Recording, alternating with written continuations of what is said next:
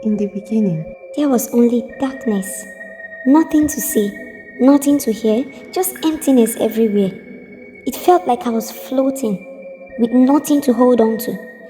And that emptiness, it was strange, unsettling, like a silence that went on forever. Then, out of nowhere, there was a voice, strong, clear. It said, "Let there be light."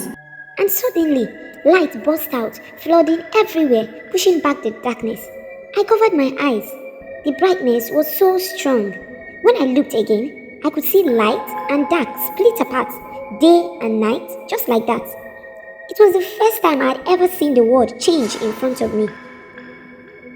The next day, that voice came again. "Let there be sky."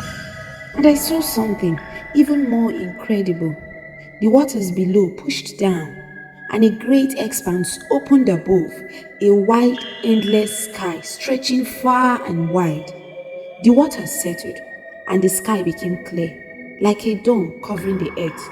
Day by day, I watched as everything was shaped. Dry land rose up from the waters, and plants began to cover it. Trees, grass, flowers in every color you could imagine. Then came the stars, the moon, and the sun, filling the sky with a beautiful, endless display. Every night was different, and each sunrise felt like a new beginning. On another day, the voice spoke again, and life began to fill the waters and the skies. Fish swam in the deep seas, each kind more fascinating than the last.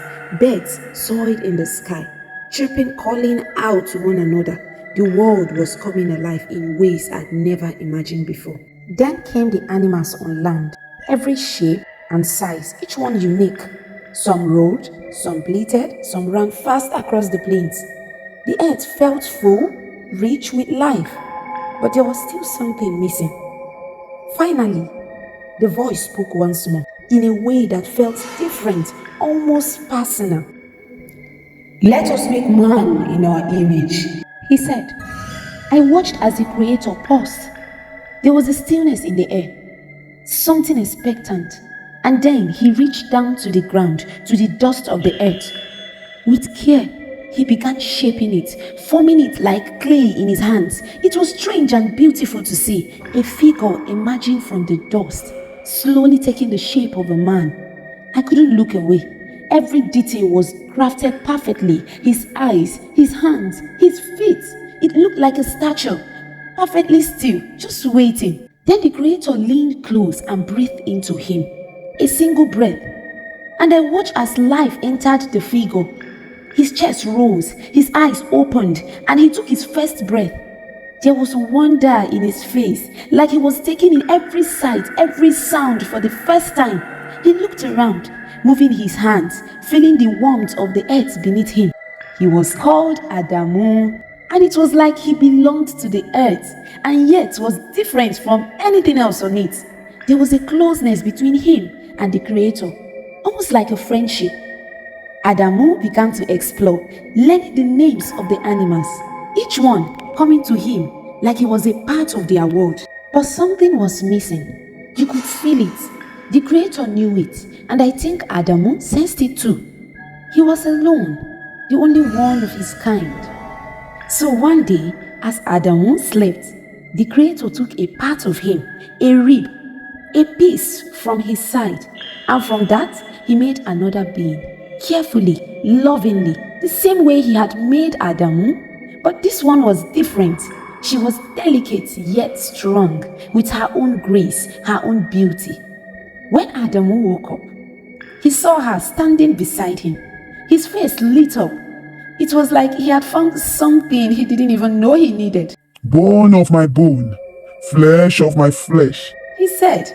There was a bond between them, something natural, like they were always meant to be together. And they were given a garden to live in, a paradise full of every good thing. They walked side by side, exploring their new world together, knowing peace, knowing joy. They were free to eat from every tree, to enjoy every part of the garden. But there was one tree, one single tree, they were told not to touch. The tree of the knowledge of good and evil. The Creator told them, You must not eat from it, for if you do, you will surely die. They didn't question it, at least not then. They had everything they needed. Life was simple and perfect, filled with beauty and wonder. Adamu and Hawa'u were the first, placed in this new world, free and unburdened, together as it was meant to be. Thank you for listening to the end. Please like and comment. And if you want stories like this, please subscribe for more intriguing Bible stories. Thank you.